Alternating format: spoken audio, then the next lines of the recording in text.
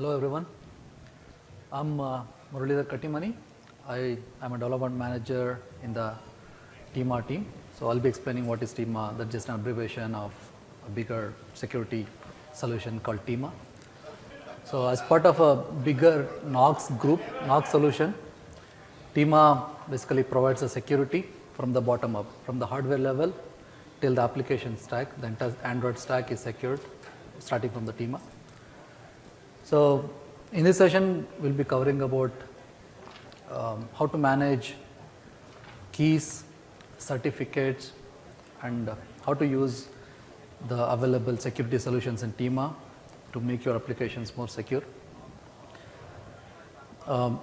If you consider any enterprise use case, right? So there are certificates involved. Probably a certificate for authenticating to a Wi-Fi, either enterprise Wi-Fi or VPN, or say email, sending a secured SMIME email, encrypted or signed. That could be for any other use case as such. So any enterprise web browser authentication, or else you must be using a password in your application which you want to securely store for user authentication. Password saving basically. So in an application, if the certificates with private key and a password is stored in application in the application data, it is prone to get hacked. So with this TEMA solution, right, we have secure storage for your application keys and certificate which are backed by hardware security. So your keys once installed on a device cannot be used in another device. You can't move the keys out of the device. So the private key is secured in the device. So we will talk about how we are securing the keys, how you can use the services available, the security solutions backed by hardware, how you can use your applications to make your certificates, keys, and your data more secure. So at the end of the session, once we cover all the security solutions available, at the end of the session, we'll be giving a demo of two of the cool features of using Samsung device as a smart card. So when we talk about certificate in enterprise use case, so one can think of certificates being connected to smart card, right? So smart cards are used to store certificates, and hardware smart card which is used for authentication, to log in or to authenticate or use certificates for again email use case or Wi-Fi use case. So how the phone itself can work as a smart card. So with the smart cards, you basically need two things. One is a writer, wherein you go to your enterprise IT admin or whoever is authority, get the certificates issued for you installed on the smart card, and then you later take that smart card and then use it for your authentication purpose. So how one can use Samsung device to provision certificates as a smart card writer, plus you as a user or any application user, how you can use the smart phone itself as a smart card to authenticate himself. So I have here with me my colleague Bill. He will be showing one of the demos of it. So here is the agenda. So I'll be explaining what is TEMA, because TEMA as a team, as a whole, provides all these security solutions which are backed by hardware. So we'll be talking about remote attestation, client certificate management, TEMA key store, or how one can provision certificates onto the device so that any application can use it for any of the authentication or encryption, decryption purposes they do, basically the crypto operations, and how one can do the crypto operations on the device. At the end of the session, as I said, we'll be having two cool demos. So one of the demo is a trusted user interface. So if you have a banking application wherein you have user to enter a PIN to authenticate a transaction, so how one can enter that PIN so that it is directly treated by the hardware and no malware in the stack till it on the keyboard or anywhere can hack into it and get the PIN. So when you talk about NOX, so it's a customized Android. So we had at the bottom we have ARM Trust Zone. So one quick question: how many of you are aware of ARM Trust Zone technology as such? Okay. So if for people who are not aware of the ARM Trust Zone, I'll be giving an overview of what is ARM Trust Zone and how we are utilizing it to provide hardware-backed security in all our security solutions. So as part of NOX stack, you can see we have this ARM Trust Zone. So along with the secure boot, which is a regular secure boot where the signatures are verified, we have something called trusted boot. So trusted boot measures each level of boot of the device boot and then compares with the good values to detect if the device is tampered with. And we have something called Knox warranty bit, which is set if you put a custom binary on a device. So for enterprise use cases, before you put your enterprise data on an employee device, on a user device, you want to make sure that the device is not compromised. So you can use the solutions provided here by TIMA to ensure that the device is not compromised, to detect at least whether the device is compromised before you make your decisions to put your confidential enterprise data on the device. So on top of it, we have SE Android, which so TIMA basically protects the kernel and the boot sequence. So then comes the SE Android. So SE Android basically with its SE Linux policies can you can configure SE Linux policies to check which processor are allowed to do what operations and what modifications.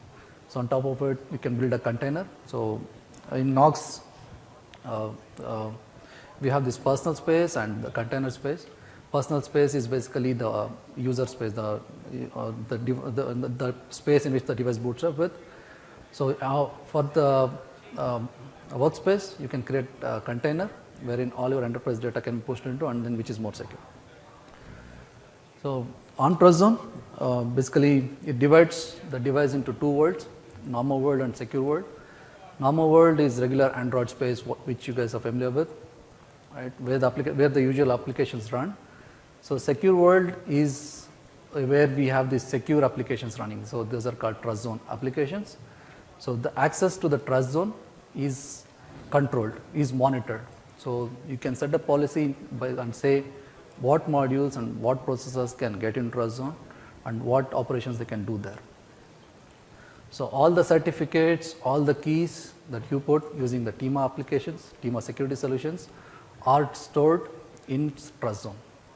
So all the crypto operations happen in TrustZone, and the private key that you use for the operations stays inside the TrustZone and never comes to the normal world.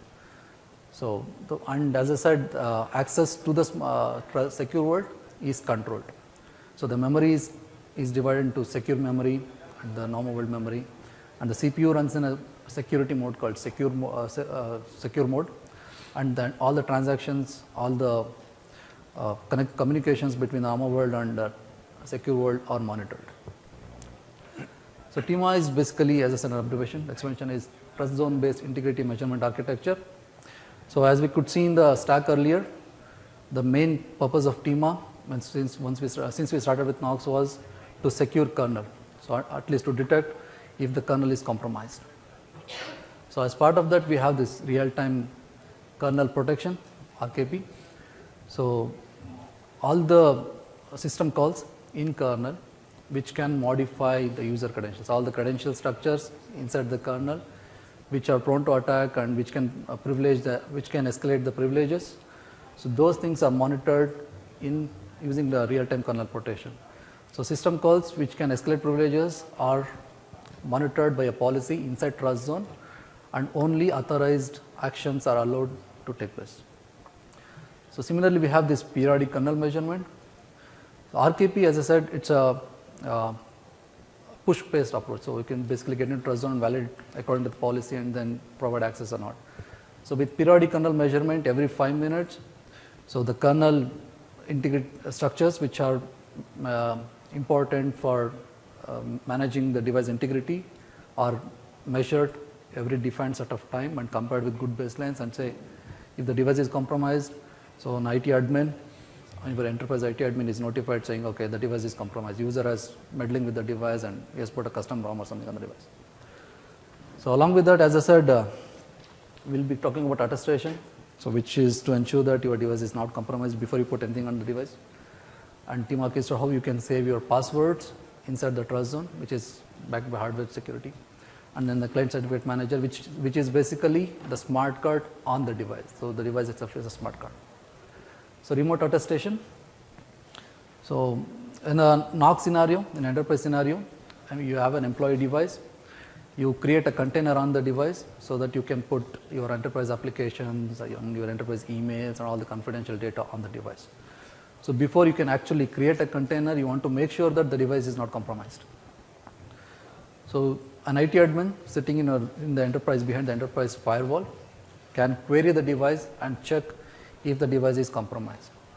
So the decision is made inside the trust zone using all the measurements that I talked about, and the attestation feature on the device tells the IT admin whether the device is compromised or not. So it gives a verdict saying whether the device is good to go, so that you can put your confidential data or enterprise data on the device or no.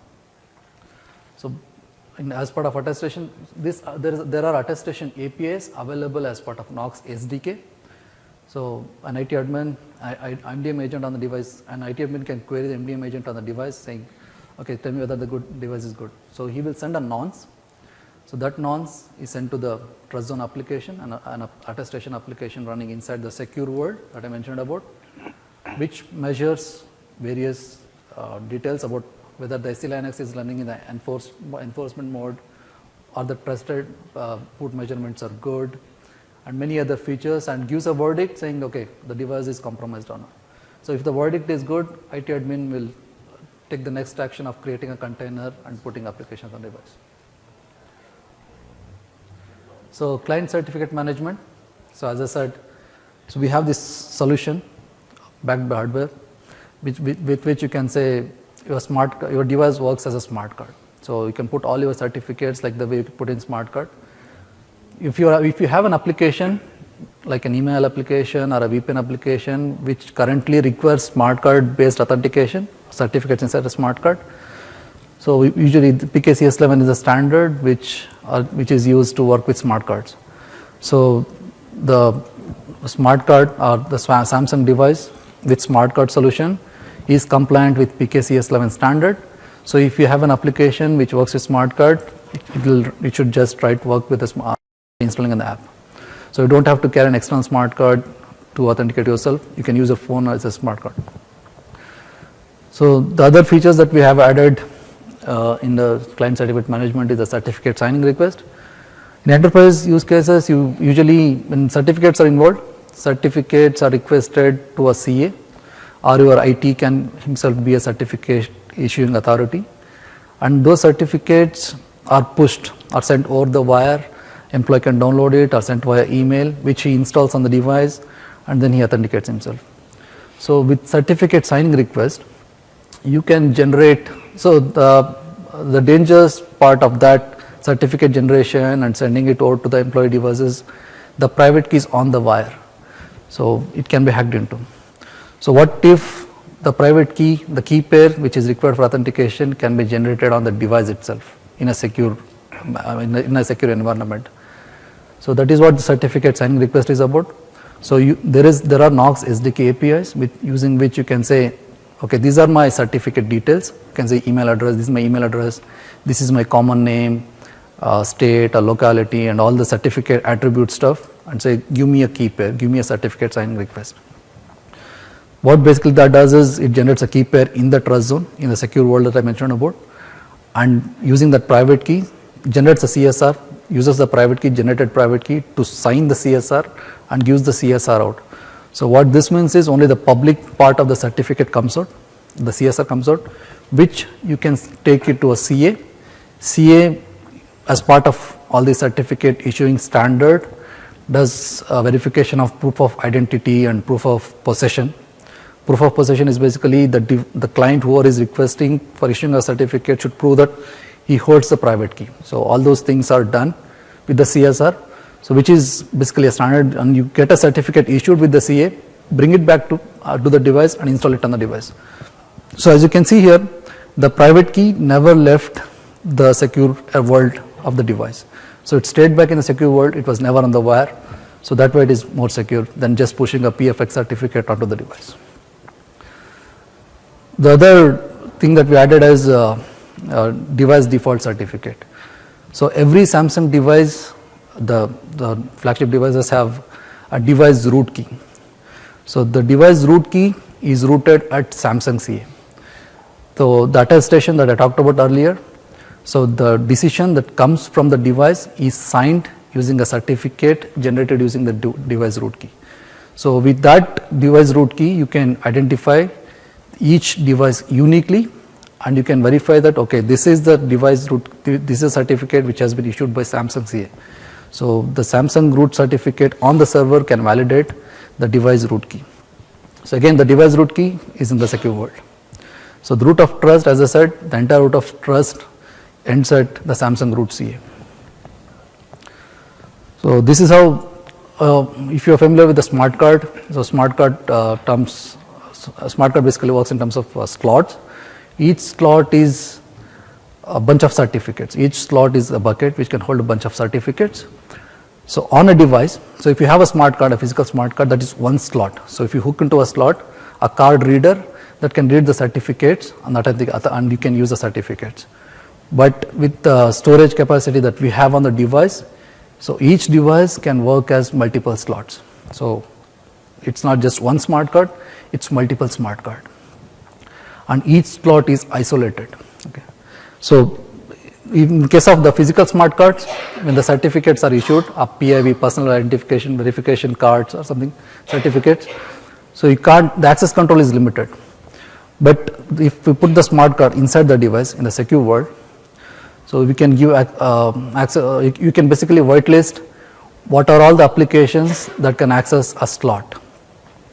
So going further even down, it's not just the slot, the granularity of access control is at each certificate. When you generate a certificate on the device or bring a certificate from the server and put it on the device, so there are policies, there are APIs available wherein you can say, okay, this certificate is only for email, this certificate is only for XYZ enterprise applications, and no other application is allowed to use that certificate. So as I mentioned about in the Knox, we have this personal space and container. So each slot belongs to a personal one user space.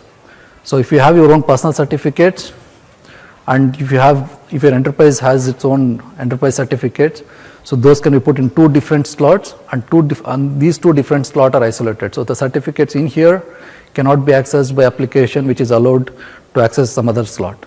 So the access control and the protection of certificates is totally segregated.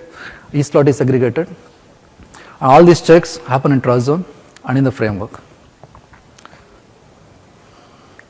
So as you can see, user 0 is the personal space. So all the certificates, personal certificates go into a slot user 0, and in container, each container that we create is nothing but another user space, say user 100 or user 101. So for each user, there is a different slot allocated. So basically, the one way to look at it is, if you have an application, you can create your own slot and use it for your own purpose. So there are Knox SDK APIs available for doing all these policy setups and how to install certificates. So as I said, the private keys. So how do private keys get into the device, right? So one part is, as I mentioned earlier, generating a key pair inside the trust zone on the device itself. Or we also allow a PFX certificates, which is basically a pair of certificate chain and a private key, which is generated somewhere else, can be installed on the device.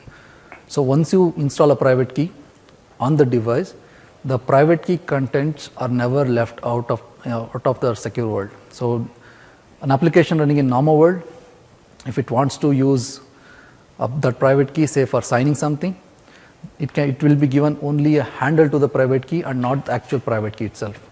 So this way your private key never leaves the trust zone, the secure world part of the device, and it is more secure in that way. So all the crypto operations, encryption, decryption, signing, and various algorithms, everything happens in the secure world part of the device. So the CSR part, the second point, so this part is basically what I mentioned about the CSR. You can generate a key pair inside the trust zone and use the public part of the certificate CSR to get the certificate issued.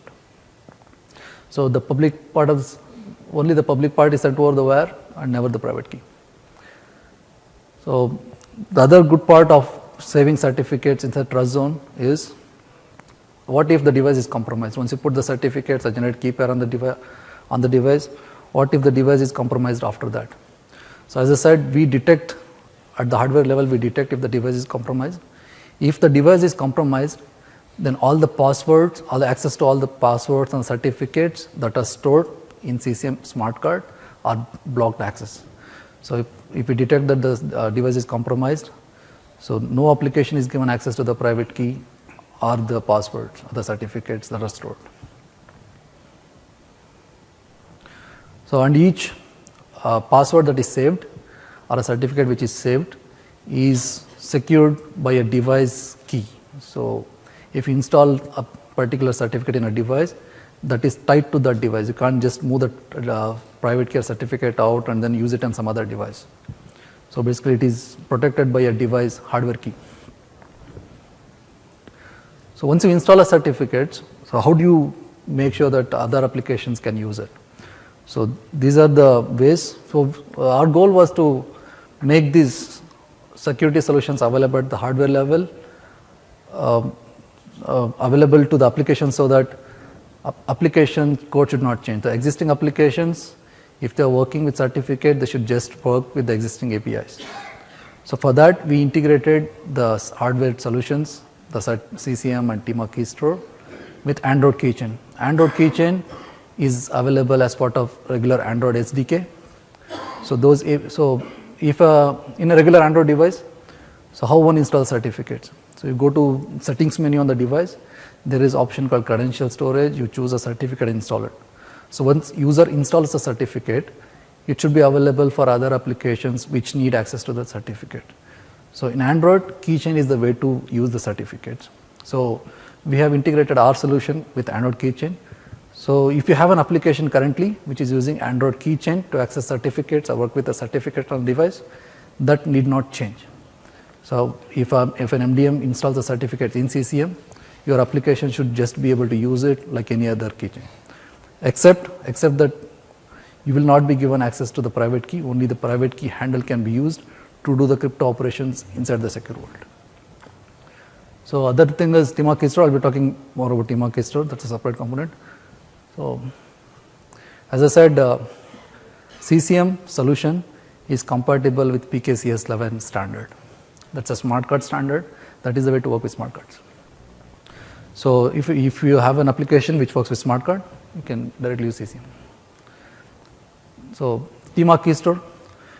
CCM basically stores the certificates. So this TMA Key Store as a solution stores the symmetric keys, the passwords. So if your application needs a password to be stored on the device, so you can use the TMA Key Store. We have made TMA Key Store available to an application with a regular Java, standard Java key store.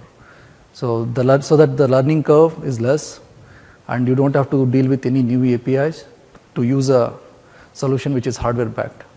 So the regular Java key store APIs can be used to use the TMA Key Store. So the only change that you might have to do in your application is there is an API called keystore.getInstance. This is the regular Java key store API. In the instance, you have to give the name of what kind of key store you want. So there you have to give TMA Key Store. If you say TMA Key Store, then you have access to an hardware-backed key store, which is protected by the device, all the features that I talked about till now, which is protected by hardware keys. If the device is compromised, your passwords are never given to other applications.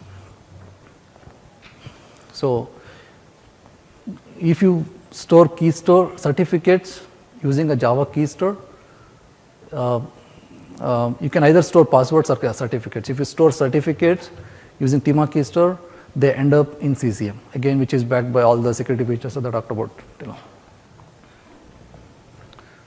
So this is how an application can use TMA Key Store.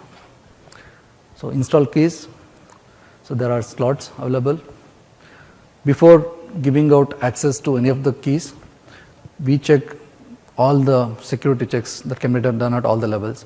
The trusted boot measurements, the warranty bit, if the device is compromised, the kernel is modified, SC Linux is still running in the enforcing mode. All those checks are made before we leave out any key or password. So if any of this is false, if the device is compromised even in a slighter way, the key store itself gets locked and password store in the TMA Key Store cannot be accessed. Or even if you just take the dump or the file system and put it on some other device, you can't use those keys because each key that is installed in a device is tied to that particular device. So when I said smart card, we have this smart card readers and writers. So now we are talking about the writer part of it, how one can get certificates on the smart card, right? So we have Knox SDK APIs, which can be used by MDM vendors. So remotely, you can push a certificate onto the device or generate CSR. So we have various SDK APIs available in the SDK, with which you can control access to the certificates of the slot. You can whitelist, say, this browser package or this my app package can access this particular certificate. And as I said, we wanted usage of these security solutions to be easily usable by application developers. So we have integrated that with the Keychain APIs, which is standard Android SDK. Nothing new to learn there. If you are using Keychain APIs, you should just be able to access certificates. So how to install? So other thing I mentioned about is the settings credentials. So on a Samsung device, if you go to settings menu, credential storage, install certificates from a SD card, this is the way. If you have whitelisted a particular application, then it can use the certificate by installing it. And when you want to get a certificates on the device, there are various standard protocols available in the enterprise space. Some of them are SCEP, Simple Certificate Enrollment Protocol, or a Certificate Management Protocol, and a newer one called EST, Enrollment or Secure Transport. There are various RFC standards available, and these solutions have been implemented by many of the solution vendors. So there are solutions available in Knox. These protocol supports are available on our devices. So you can say, this is my SCEP server, and this is my user, fetch a certificate for him. So there are APIs available where you can say, for this user, get a certificate. So the rest of the things are taken care by the device. So it knows which server to talk to, how to get the certificates, whether private keys should be generated in the trust zone. It gets the certificates for that particular user and whitelists it according to the given policy. So what can you do with the Knox SDK APIs? You can create a smart card slot on the device. You can install certificates in a slot, whitelist packages to allow access to it, and then define access control at the slot level, at the bigger slot level, entire slot level, and then the fine tune to a particular certificate. Keychain APIs. So if you're using with Keychain APIs, all applications can access certificates. And then if you're using Kima Key Store, like any other Java Key Store thing, if you're using Java Key Store, only the application which installed a certificate using Key Store can access it. So that's what Kima Key Store is about. So it is compliant with the standard Java Key Store. So this is how the architecture is. So applications, an MDM agent can install certificates on the device. It need not be just MDM agent. It could be a user manually installing a certificate. Then an application can access the smart card framework that we have built up on the device, which is backed by hardware using Keychain or a Key Store or PKCS11 interface. That's a smart card interface. So as I mentioned earlier, there are various protocols available to get a certificate enrolled. Okay, so we have these solutions available ready on the Knox devices, SCEP, CMP, and CMC EST. So basically this is the flow, right? So you, as an employee, you joined an organization, and you need certificates for your Wi-Fi access or VPN access, or say you want to send or for email, secure email. MDM can call Knox APIs and say, okay, what is the solution that needs to be used? So if your enterprise supports only the SCEP-based certificate enrollment or CMP, so there are options available. MDM can say, okay, here is the SCEP protocol that's supposed to be used, and this is my CS server. These are the user details. Generate a key for him in trust zone, so that private key is on the device. It's never left out, and it's never on the wire, and issue him a certificate. So the SCEP, CMP, and CMC EST, which have been integrated with our smart card on the device, can generate key pair on the device and get a certificate for your user, and say, okay, only email can access this certificate. So the other requirements of these protocols is proof of identity. So when you're requesting, when you get the CSR out of the device and give it to a CA, CA wants to make sure that, okay, the requester is who he claims to be and he is in possession of the private key. So these features are supported using CCM.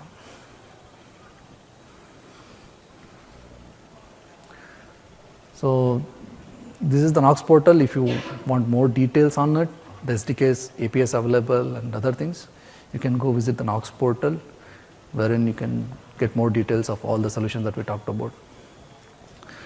So as I told you earlier, we have these 2 demos of demonstrating smart card on the device. So let me show a demo. Can we switch to Elmo, please?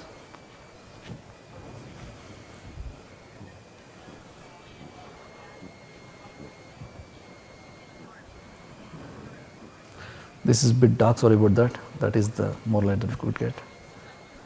Okay, so the setup that is there on this device, this is the recent Note 4 device that we released. We have this email application which is using smart card on the device. So this email basically is an S-MIME email, a secure MIME email which is encrypted. So now to decrypt it, to read the contents of this email, I need to decrypt this message. So to decrypt this message, I need access to my private key. So the public part was used by the sender, my public key was used by the sender to encrypt an email for me. Now I want my private key, right? So if you are using a regular smart card, you have to connect via Bluetooth, you have to put that in a smart card reader, connect that reader over Bluetooth or whatever the other communication mechanism, USB to the phone, read the private key and then decrypt the message on the smart card. So the same thing is being done on the device without going over all the Bluetooth and the card reader. So phone itself is working as a card plus a reader here. So if I decrypt a message, so similar to any other smart card, you need to enter a PIN. So the screen that you are seeing here is called Trusted UI, Trusted PIN Pad.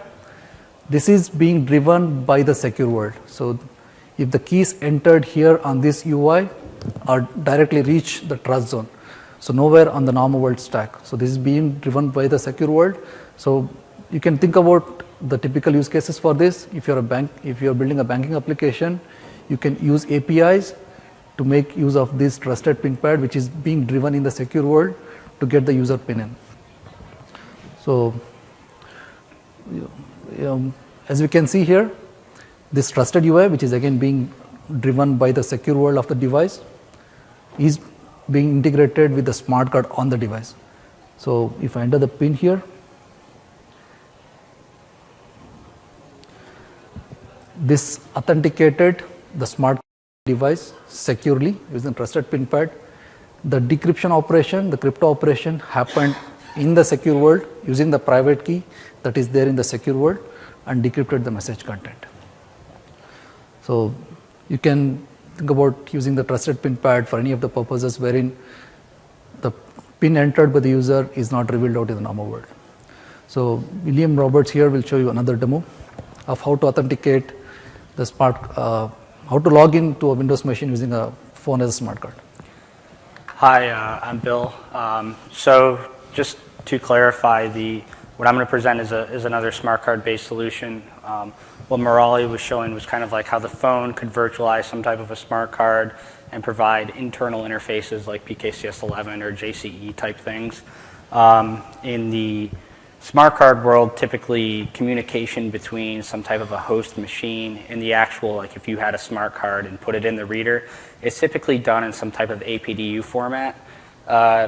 A pure smart card adheres to the PKCS15 standard, but there are many different standards of smart card. What I'm going to demonstrate here today is what's called a PIV card, Personal Identity and Verification. It's a NIST standard.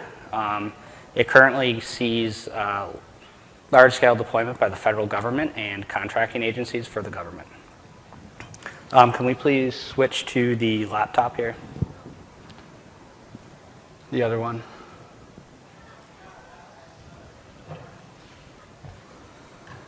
Okay.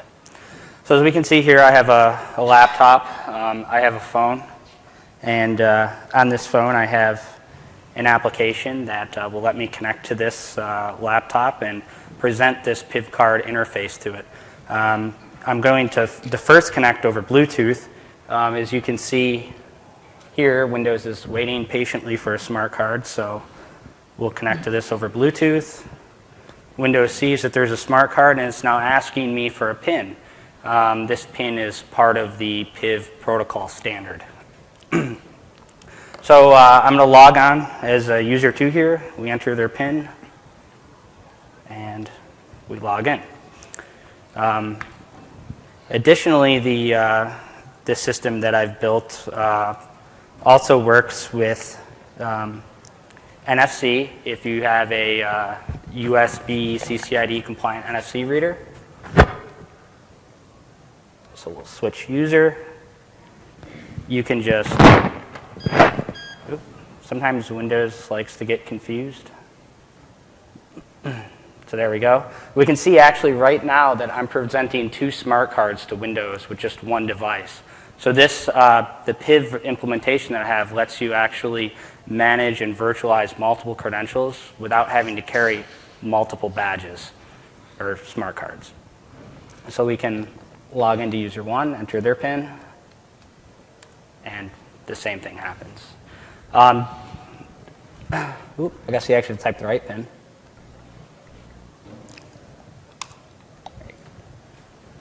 So on the back end, all this is using the CCM. Apparently, I don't know my PIN. So on the back end, this is all using the CCM technologies. All the encryption happens in TrustZone. And it's actually kind of nice when compared to a traditional smart card. All your processing and parsing of the data, these APDU data structures, and typically there's these nested BER TLV objects, all that parsing is separated from the secure cryptographic operations. So this means, errors in the parsing code hopefully don't turn into a leak of the private key because they're separated by, the secure world and the non-secure world. Can we switch back to the main laptop, please? This one. Can we switch back to this, please? Okay. So if you have any questions on the solutions that we explained, we'll be able to answer them.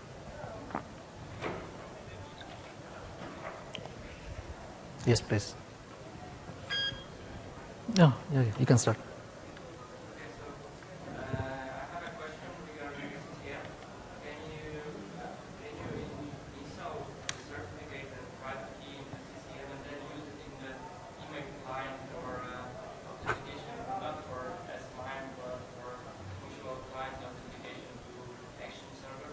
Yes, you can do that. So the email app that I mentioned about in the Samsung device you take, that has this client-based authentication, the CBA we call it, right? You can use it for that particular purpose. So basically the authentication, what you mentioned, it is dependent on the certificate attributes. So the certificate that is put in, that is what controls for what purpose that certificate can be used, right? So the certificate attribute, if it says digital signature, you can use the certificate for signing some data, right? If it says key encipherment, then you can use it for encryption, right? So there is no limitation. You can use it for mutual authentication. Basically, we have this SSL engine which has been integrated with CCM. So you can use it. And the good part is, if you're working with mutual authentication, you can use the device default certificate that I mentioned about, which using that you can uniquely identify the device and verify the entire trust of chain using our Samsung root CA. You don't need to change anything in the next configuration, it will just work if the extended life is started? Yes. So we don't actually control anything on the certificate, what the certificate is all about. We just store it securely. You can just use it for any purpose that you want. So any other questions? Does every Knox device team Yes. have an embedded software element, or are we just relying on the fab of the ARM software, whether it's the Xbox or Snapdragon? Okay. So, there is a secure element. That's all I can tell about for this session. If you want to know more about secure element and how we are utilizing, what are the new features that are coming up based on secure element, probably we can talk about it at the hacker booth. We'll be at the hacker booth, probably we can meet. Yeah, there is secure element based solution for sure. So, based on the other gentleman's question regarding certificate usage, it sounds like from your presentation that there are APIs which you could invoke to point the device to a SCAP server to acquire a certificate for whatever purpose we would need it for. That's right. Signing, encryption, mutual on. Right. The CSR I mentioned about, here is the process, right? So an MDM solution, if it wants to give a certificate for, say, whatever the use case that I mentioned about. So you give the user details like user name and common name and all the certificate attributes and request the trust zone CCM to generate a key pair. It generates a key pair, generates a CSR, signs the CSR with the private key for the proof of possession part. So this CSR is given to the CS, certificate issuing authority. So he decides what is the certificate that's going to issue next. So it is built on top of CSR. So the SCAP protocol support is built into NOPS. Yes. So we have, you don't have to implement it. So there are downloadable applications which you can use, which is integrated with all the security solutions. So it's not just SCAP, as I mentioned, there is CMP and there is CMC ESD also, which is fairly new.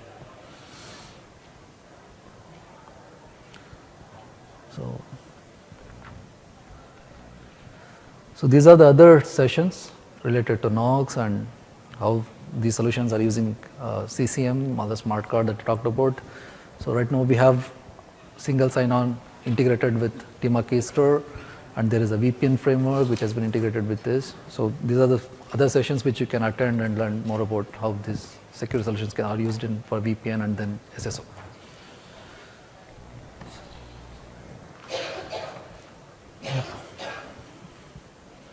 So we have been asked to remind you guys about filling the survey. So if you can fill the surveys in, it will be good. So we have the survey sheets on the chairs.